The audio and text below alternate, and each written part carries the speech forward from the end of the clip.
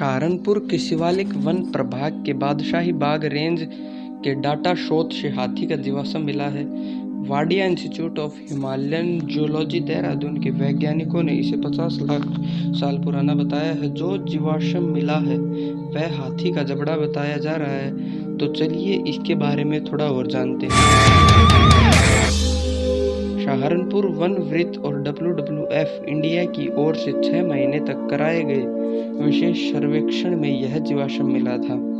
दावा किया जा रहा है कि हाथी का इतना पुराना जीवाश्म उत्तर प्रदेश में पहली बार मिला है।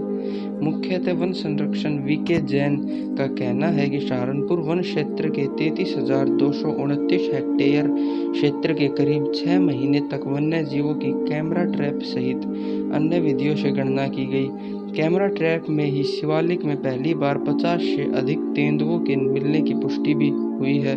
इसके बाद WWF यानी विश्व प्रकृति निधि के साथ विशेष सर्वे भी किया गया। जीवाश्म का अध्ययन Wadia institute of Himalayan zoology Dehradun के वैज्ञानिकों से कराया गया है, जिसमें संस्थान के वैज्ञानिक डॉक्टर RK सहगल और डॉक्टर SC नंदा भी शामिल रहे।